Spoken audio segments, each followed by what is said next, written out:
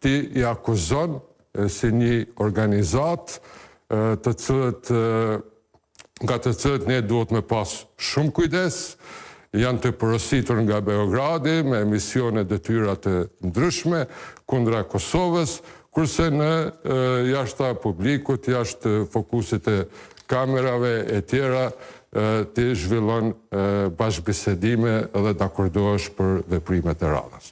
Natyrisht që është e frikshme. Dhe pra Lidhja Demokratike i frikohet kësaj situate, pra që lista serbe, po thoni që mund të ketë një bashkëpunim mes listës serbe dhe lëvizjeve vendosje për ta votuar kryetarin e kuvendit në votim të fshehtë. Unë jam si i bindur si një pjesë e tyre, jo një pjesë, po tani varet si i marrin instruksionet.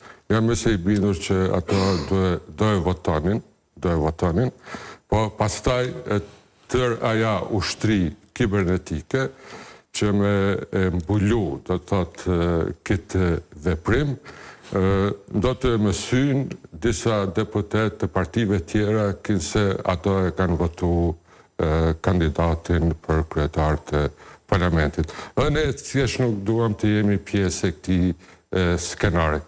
Nuk kemi frikë që dhe publikisht me deklaru votën. Në momentin kur unë personalisht kur bindem që kanë një personalitet me të vërtet për të cilën unë e kam vlerësim qartë e tjera, unë nuk e kam problem për kundër asaj që është një vendim kolektiv me u deklaru në kryesi, në grupin parlamentar, mi u thanë, dëgjoni, unë e mendoj që për emrin specifik nuk mundem me ngritë dorën kundër. Për marrë një shembol, për e ilustrojmë me shembol. Kështu me ndonë gjdo deputet.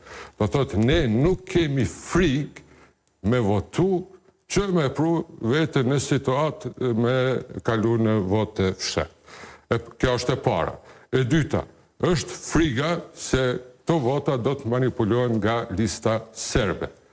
Edhe situata e tretë është që tani me jenë standardet, jenë regullat, nëse për një veprim është dakordimi se si do të votohet ai veprim, nuk ka nevojë në ndërkohë me ndryshu. E kemi fillu me votat hapura, dhe nuk e shoh arsye pse tani është dashur me shëndru në një formë tjetër. Se kjo me listën serbe është interesant. Pra, ju apo i frikoni faktit që lista serbe do të mund ta votonte një pjesë e saj, apo faktit që ajo ushtria kibernetike më pas do t'u anvesh të deputetëve të juaj ose të partive tjera? Po të gjitha, unë sapo i elaborova të gjitha. Do të thotë një veprim i bashkëkoordinuar mes vetëvendosjes dhe listës serbe, kur është në pyetje vota e fshehtë, aja nuk mundet me u shpërfaqë si e tillë,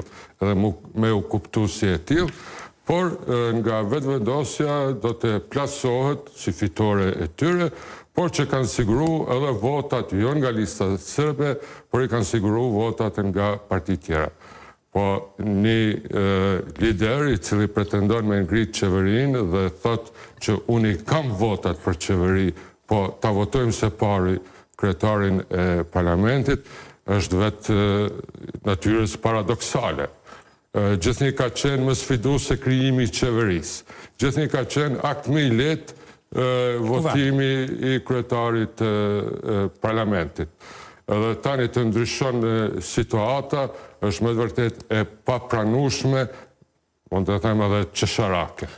Nëse kryetari i vetëvendosjes i ka votat për formimin e qeverisë, do duhet i kishte votat edhe për besimin ndaj kandidatit për kryetar të parlamentit. Dhe zgjuni pra kur në publik thuan këto gjëra që potencialisht dikush i listës serbe mund ta votojë lëvizjen vetëvendosje. Lëvizja vetëvendosje ka një justifikim, thotë ne kemi kërkuar që ata mos certifikohen fare për zgjedhje.